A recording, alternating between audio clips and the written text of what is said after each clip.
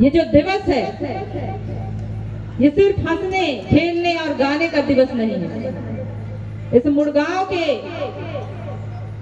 सिपाहियों में वो ताकत है जो अक्सर के राम जी मुझे बताया करते हैं कि वही मुड़गांव है जहां गुणमाना गणतंत्र पार्टी के राष्ट्रीय प्रवक्ता सम्मानीय जयनाथ सिंह केराम जी के नेतृत्व में आपने इफ्को पावर प्लांट को यहां से भगाया था। तो आप लोगों के लिए जोरदार तालियां बजनी चाहिए इस बात पे।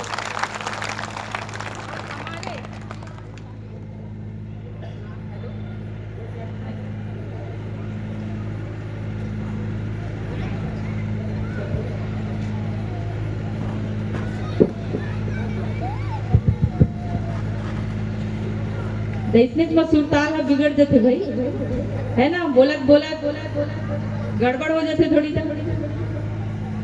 तो साथियों, आज जो हमारी जो पहली उपस्थिति है यहाँ, मैं डांड गांव के आंदोलन के लिए जब यहाँ से गुजर रही थी, सम्मानीय केराम जी बता रहे थे कि ऋतु ये वही धरती है जहाँ के लोगों ने, गुणमाना आंदोलन के लोगों ने समर्पित भाव से इफ्को पावर प्लांट को यहाँ से हटाया था और हमारे कई साथी उस मामले में जेल भी गए थे। तो मुझे लगता है साथियों कि वो ताकत तो आप सब में पहले से है, वो ऊर्जा पहले से है। जरूरत है उस ऊर्जा के साथ पुनः गुणमाना आंदोलन को और आगे बढ़ाने की। हमारे बीच ऐसे हमारे परम सम्मानीय प्रदेश के पदाधिकारी, राष्ट्र के पदाधिकारी आप सबके समक्ष बैठे हुए हैं। हम चिंतन नहीं करते साथियों कि आज हम जिस मंच के नीचे बैठकर आज हम बात कर रहे हैं शोषण के खिलाफ लड़ने की, अत्याचार के खिलाफ लड़ने की, बरसों पहले हम यही बात किया करते थे गांव के किसी पेड़ के नीचे बैठकर कि हमको तहसीलदार परेशान कर रहा है, हमको थानेदार परेशान कर रहा है, कलेक्टर हमारी बात नहीं सुन रहा है, हमारी जमीनें लूटी जा रही हैं। आज हम लोगों ने एक मंच बना लिया है, आज हमारे पास माइक आ गया है, आज हमारे पास साउंड बॉक्स आ गया है और आज भी हम उन्हीं विषयों पर चर्चा कर रहे हैं कि आज ये समाज जो है कहाँ पहुंचा है। हम लोगों ने तुलनात्मक अध्ययन नहीं किया। यहाँ पे बहुत सारी मातृ शक्तियां बैठी हुई हैं। अभी हमारी मातृ शक्तियों को छला जा रहा है महतारी बंधन के नाम पर। उन्हें कहा जा रहा है कि हमारी मातृ शक्तियां 1000 महीने में पाकर सशक्त हो जाएंगी। आप उस 1000 का अनुमान लगाइए कि आप उसमें एलपीजी सिलेंडर खरीदेंगे, अपने बच्चों की पढ़ाई का फीस देंगे, अपने बच्चों के लिए कॉपी किताब लाएंगे, अपने घर का नमक दाल मिर्ची सब्जी, अपने मातृ शक्तियों के लिए साड़ी कपड़ा, बच्चों के लिए जूते चप्पल, क्या खरीदेंगे आप उस 1000 से? तो सरकार ने हमारी मातृ शक्तियों की झोली में 1000 रुपए देकर हमारा मुंह बांधने का भी काम किया है साथियों, और हमारा मस्तिष्क भी बांधने का काम किया है।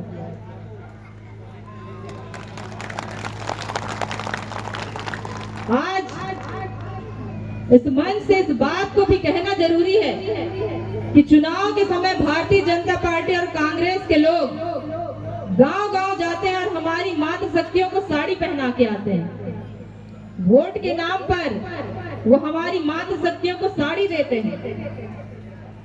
अब इस समाज के बीच बैठकर चर्चा करने वाली बात है कि हमारी मातृ शक्तियों को साड़ी पहनाने का अधिकार किसका है? उस शहर में रहने वाले इस पूंजीपति का, उस सेठ साहूकार का अधिकार है कि वो हमारे बहनों को, हमारी माताओं को साड़ी पहनाए।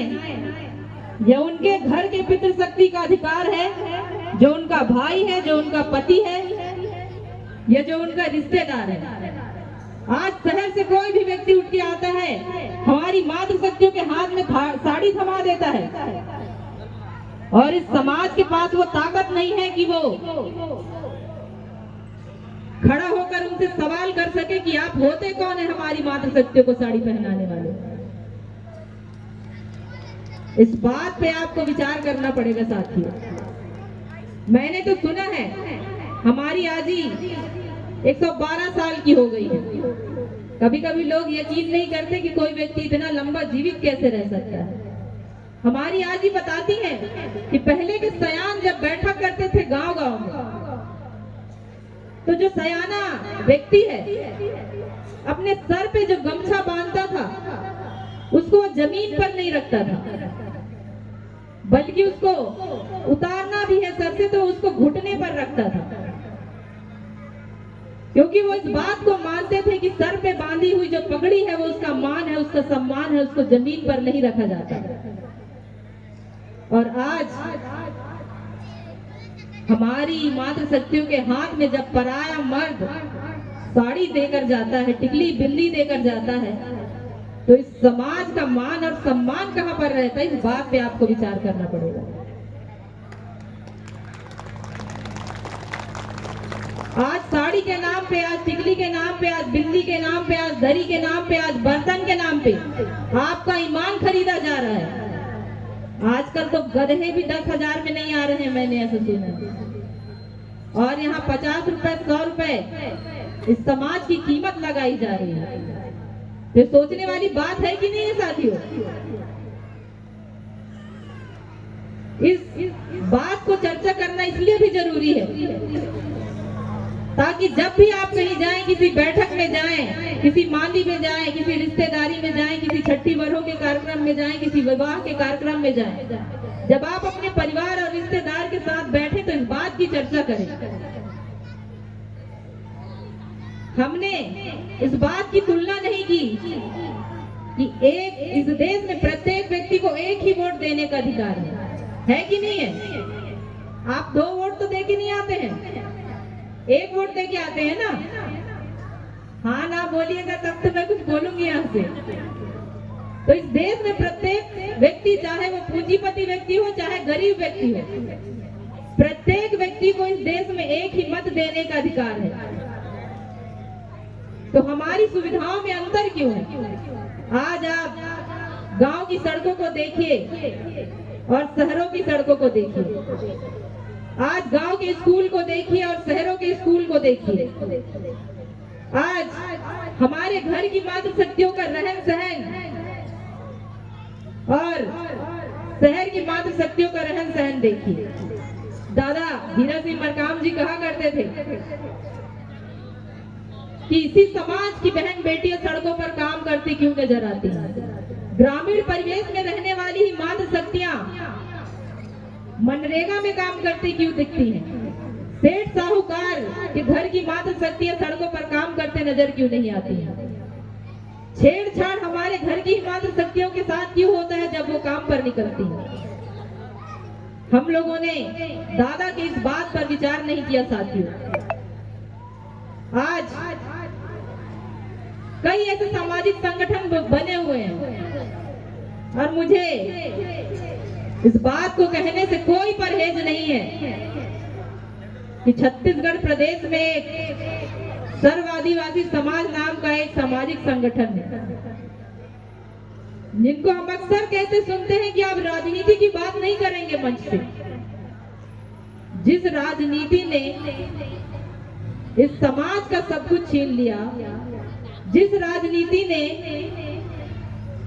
इस समाज के पैर से जमीन खींच लिया और वो कहते हैं कि आप सामाजिक मंच से राजनीति की बात नहीं करेंगे, और चुनाव आता है तो खुद राजनीति करने मंच पर उतर आते हैं। तो ऐसे दो मुहे लोगों से भी आप लोगों को बचना है साथियों।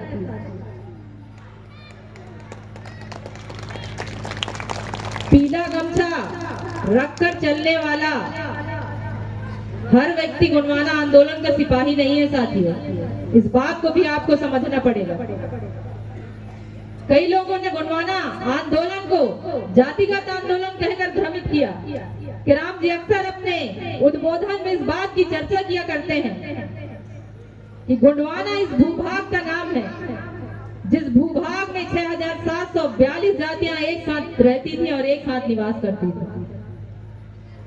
और इस आंदोलन को कमजोर करने के लिए लोगों ने इतनी कहानियां बनाई, यहाँ तक कि राम जी के पीठ पीछे भी बहुत चर्चाएं चलती हैं। मैं उनसे कहती हूँ मंच आज खुला है, अगर ऐसे लोग मौजूद हैं यहाँ तो आमने सामने सवाल कर ले। जवाब देने से हम लोग भागने वाले नहीं है साथियों। लोगों ने बहुत भ्रमित करने का काम किया कि जयनाथ सिंह के राम ऐसे हैं, जयनाथ सिंह के राम वैसे हैं। तो उनसे कहिए कि वही जयनाथ सिंह के राम हैं जिनके अंदर वो साहस थी कि वो इफ्को पावर प्लांट को यहाँ से खदेड़ के भगा दिए और यहाँ लाखों जनजीवन आज सुरक्षित है। आपके पास जो नेतृत्व है उसके खिलाफ अगर कोई गलत बात बोलता है तो आप उसका विरोध नहीं कर पाते। मैंने तो यहाँ तक सुना है तो कुछ ऐसे सामाजिक लोग हैं जो अपने ही समाज के लोगों से वसूली करने पे लगे हुए हैं, लाखों और हजारों रुपए का पट्टा दिलाने के नाम पर। आप लोगों को ऐसे भी लोगों से बचना चाहिए साथियों। पट्टा कोई डाकिया के झोला में रखा चिट्ठी तो नहीं है क्या कि चिट्ठी निकाल के दे दिया ये लो पट्टा। इस देश की सत्ता में जो लोग विराजमान है साथियों, वो ना तो चाहते हैं कि आप आर्थिक रूप से मजबूत हो, ना सामाजिक रूप से मजबूत हो, ना शैक्षणिक रूप से मजबूत हो। इसलिए आज इस बात की चर्चा भी करना जरूरी है कि हमें किसके पीछे चलना है, किसके पीछे झंडा लेके चलना है, किसके पीछे नारे बोलने हैं। और आज अगर हम उन चीजों का पहचान नहीं कर सके तो हम इसी तरह मंचों पे आकर भाषण देंगे और फिर घर चले जाएंगे। आगे मैं जो बोलूंगी इस बात को थोड़ा गंभीरता से सोचिएगा। हमारे सयाने बहुत से दादा लोग बैठे हुए हैं कि दादा मरकाम जी कहा करते थे कि ये समाज जो है भाई बंटवारे में आधा हो गया कि नहीं हुआ है। पहले हमारे पास 10 एकड़ जमीन था, भाई बंटवारे में हम 5 एकड़ पे आ गए, 5 एकड़ से 2.5 पे आ गए, अब 2.5 से कहाँ पहुंच गए हैं, डिसमिल पे। इसलिए दादा मरकाम जी कहा करते थे कि बेटा जब मरोगे तो आपको मरने के लिए भी 1 इंच जमीन नहीं मिलेगी। तो हम लोग कहा करते थे कि दादा पुरखों के पास तो कई एकड़ जमीन है। तो दादा ने कहा कि बेटा भाई बंटवारे में ये समाज जो है दिन ब दिन घटते जा रहा है और आपने और हमने आज तक कोई पूंजी नहीं बनाई। और कारण यही है कि ना हम अपने बच्चों को अच्छी शिक्षा दे पाए, ना हम अपने बच्चों का कोई सोने चांदी का दुकान खोल सके, ना हम कोई शोरूम खोल सके। और आज भी हम अपनी उन्हीं समस्याओं के लिए लड़ रहे हैं। तो आज मुड़गांव के और आसपास से आए उन तमाम जिलों के, प्रदेश के सभी गुणवाना आंदोलन के सिपाहियों को मैं कहना चाहती हूँ कि इस मंच से अगर आप दादा मरकाम जी के उस आंदोलन को पुनः उसी ऊर्जा के साथ शुरू करेंगे साथियों, तो आगामी जो पंचायत चुनाव है उस प्रत्येक पंचायत में आपका प्रतिनिधि तैयार होगा। और जब तक आपके पंचायत में आपका जनप्रतिनिधि, आपका सुनने वाला जनप्रतिनिधि नहीं होगा, तब तक आप ऐसे ही कार्यालय के चक्कर काटते रहेंगे। डाड़गांव का जो आंदोलन हुआ साथियों, उसमें तुरंत कार्यवाही हुई क्योंकि गोंडवाना आंदोलन वहां पर बहुत मजबूत स्थिति में दिखा। और इसका श्रेय हमारे उन तमाम गोंडवाना आंदोलन के सिपाहियों को जाता है जिन्होंने उस आंदोलन को मजबूत बनाए रखने के लिए पूरी मेहनत से काम किया। आज हमारी मातृशक्तियां यहाँ पर बैठी हुई हैं। हमारी मातृशक्तियां रोपा जगाने जाती हैं, हमारी मातृशक्तियां फसल काटने जाती हैं, हमारी मातृशक्तियां किसी के घर में झाड़ू लगाने जाती हैं, बर्तन साफ करने जाती हैं, तब कहीं घर का खर्च चलता है साथियों। लेकिन आने वाले समय में तो मुझे लगता है इस समाज के पास सिर्फ 2 ही रास्ते बचेंगे। आपको पता है कौन से रास्ते हैं वो? आपकी आने वाली पीढ़ी के पास सिर्फ 2 रास्ते बचेंगे। आपकी आने वाली पीढ़ी या तो कटोरा लेके भीख मांगेगी या तो किसी आम के पेड़ में या किसी महुआ के पेड़ में फांसी लटक कर वहीं पर मौत की नींद सो जाएगी। और ऐसा मैं क्यों कह रही हूँ? आज खेती करने के लिए मशीनें आ गई हैं, आई हैं कि नहीं आई हैं? आज रोपा लगाने के लिए मशीनें आ गई हैं, आज फसल काटने के लिए मशीनें आ गई हैं, आज धान कूटने के लिए मशीनें आ गई हैं, आज बड़े बड़े राइस मिल स्थापित हो गए हैं। तो जब सारा काम मशीन कर लेगा तो आपके पास बचेगा क्या? बचेगा कुछ काम? आपके पास एक ही काम बच जाएगा कि किसी सेठ साहूकार के घर में जाकर आप बर्तन मांजिए, तब कहीं आपके बच्चों का पेट भर पाएगा। तो इस बात पे भी आपको विचार करना पड़ेगा। हमारी मातृ शक्तियों को खास तौर पर मैं कह रही हूँ, हमारा युवा साथी है वो थोड़ा पीने खाने में ज्यादा मस्त हो गया है। एक समय था जब मैंगो फ्रूटी आया करता था दुकानों में। गांव में मैंगो फ्रूटी मिलता है कि नहीं मिलता है गर्मी में? हाँ देखो बच्ची बता रही है कि मिलता है। लेकिन आज हर मोहल्ले में महुआ फ्रूटी भी मिलता है। और महुआ फ्रूटी तो हर सीजन में मिलता है। मिलता है कि नहीं मिलता है?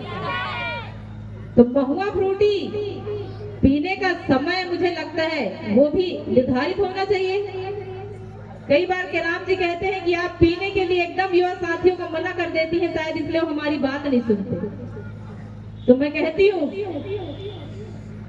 कि घर के किसी कोने में बैठ के भी पिया जा सकता है, बहुत इच्छा है तो। है कि नहीं है? नहीं पीते हैं। हमारी मातृ शक्ति कह रही है कि नहीं पीते। मैं मातृ शक्तियों से शिकायत नहीं कर रही। पीते हैं तो कहीं पे भी पीते हैं। यही बात है कि पहले के जो सयाने थे इसलिए भी एक लंबा जीवन काल उनका रहा, क्योंकि उन्होंने महुआ फ्रूटी को भी दवाई की तरह लिया। आज का हमारा युवा साथी हो या हमारे बड़े बुजुर्ग हो, जब आप कोई भी चीज बहुतायत में खाएंगे तो नुकसान करेगा। करेगा कि नहीं करेगा?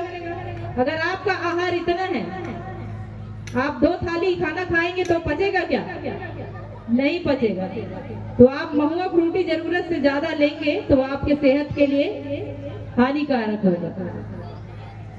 क्योंकि हम अक्सर पीने के बाद ये बात भूल जाते हैं कि हम किसी मातृ शक्ति के सामने खड़े हैं, हमारे सामने कोई बुजुर्ग है, हमारे सामने कोई सम्मानित व्यक्ति खड़ा है, और इन चीजों का हम निर्धारण नहीं कर पाए कि कहाँ उठना है, कहाँ बैठना है, कहाँ पीना है, कहाँ खाना है।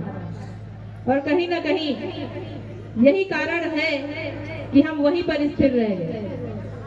तो मेरा आप सबसे भी ये निवेदन है साथियों कि दादा मरकाम जी ने इस समाज को जगाने के लिए, दादा मरकाम जी ने इस समाज की आर्थिक स्थिति, समाज की सामाजिक स्थिति और इस समाज की शैक्षणिक स्थिति को सुधार करने के लिए अपना पूरा जीवन दे दिया।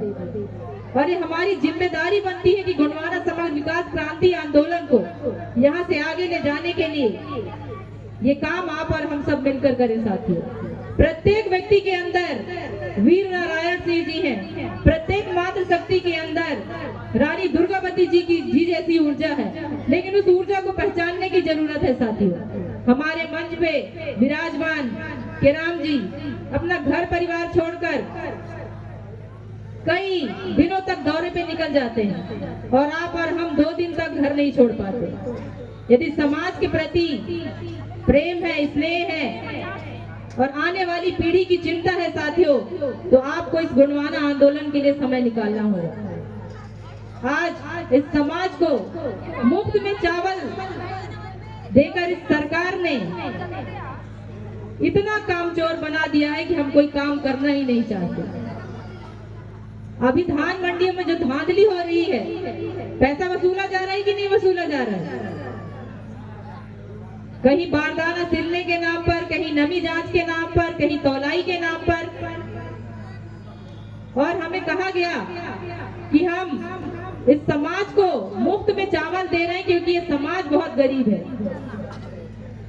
तो मैं कहना चाहती हूँ कि साथियों, जो धान मंडियों में जो आप और हम धान बेच रहे हैं, यूरिया डाल रहे हैं कि नहीं डाल रहे हैं? उसमें डाल रहे हैं कि नहीं डाल रहे हैं? मैं भी किसान हूँ, तो खेती करते हैं तो डालते हैं यूरिया, उसी धान को बेचने हम मंडी में जाते हैं, उसी रासायनिक खाद का उपयोग किया हुआ जो धान है उसको बेचने मंडी में जाते हैं। सरकार उसी धान को कुटाकर हम लोगों को मुफ्त में दे देती है और वही यूरिया वाला खाना खाकर आपके और हमारे बच्चों का जो है शारीरिक विकास प्रभावित हो रहा है। उन्होंने हमें मुफ्त में चावल दिया लेकिन मुफ्त में शिक्षा की छूट नहीं दी है क्या शिक्षा की छूट? उन्होंने कहा कि दारू बनाने का लाइसेंस इनको दे दिया जाए। ये गांव घर में रहने वाले लोग हैं तो आपको दारू का छूट दिया गया, आपको मुफ्त में चावल दिया गया, लेकिन आपको शिक्षा की छूट नहीं दी गई। क्योंकि आपके घर का बेटा अगर पढ़ लिख लिया, आपके घर की बेटी अगर पढ़ लिख ली गई तो वो जाके थाने में सवाल कर सकती है, वो जाके तहसीलदार के सामने का सवाल कर सकती है, वो जाके एसडीएम से सवाल कर सकती है, वो जाके कलेक्टर से सवाल कर सकती है।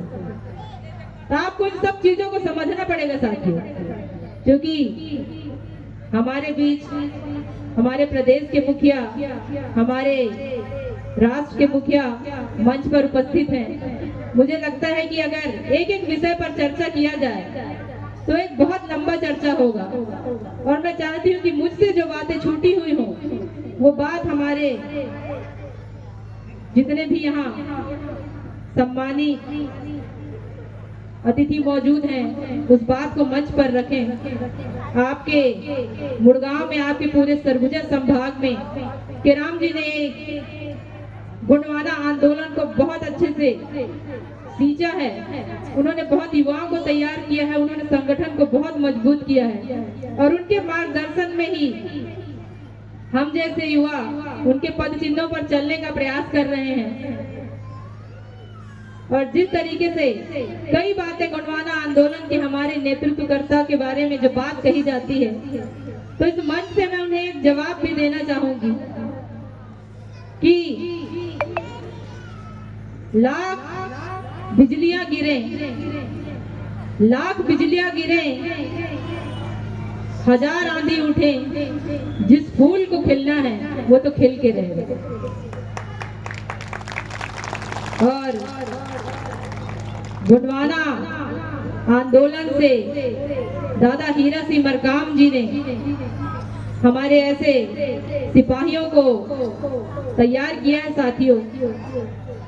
इस आंदोलन को मजबूत बनाए रखने के लिए, इस आंदोलन को तोड़ने वाले दलालों को मुंह तोड़ जवाब देने के लिए हम इस मंच पर और कहीं भी किसी मंच पर ऐसे ही खड़े रहते हैं। और कभी कोई बात आए तो हम ये साहस भी रखते हैं कि उस मंच से हम आमने सामने जवाब दे सकें। और जब भी कोई आपके बीच ऐसी बात आए तो उनसे कहिए कि पीठ पीछे बात करने की जरूरत नहीं है, हम उन्हें मंच पर आमंत्रित कर लेते हैं, आप भी मंच पर आ जाइए। मैं अपनी बात को संक्षिप्त करते हुए यही कहना चाहूंगी साथियों कि दादा मरकाम जी ने कहा है कि मुफ्त में खाने वाले का कभी स्वाभिमान नहीं जागता और जिस व्यक्ति का स्वाभिमान नहीं जागता वो व्यक्ति कभी क्रांति नहीं कर सकता। तो आप सभी को वीर नारायण सिंह जैसा योद्धा बनने के लिए, उनके जैसी जो ऊर्जा उनमें बहती थी, जो शोषण के खिलाफ वो लड़ाई लड़ते थे, ऐसी ऊर्जा आप सबके अंदर प्रवाहित हो। दादा हीरा सिंह मरकाम जी का आशीर्वाद आप सबके साथ हो। मैं अपनी बात को यहीं पर समाप्त करते हुए आप सभी को पुनः सादर सेवा जोहार करती हूँ। जय सेवा, जय फड़ापेन, जय भगवान।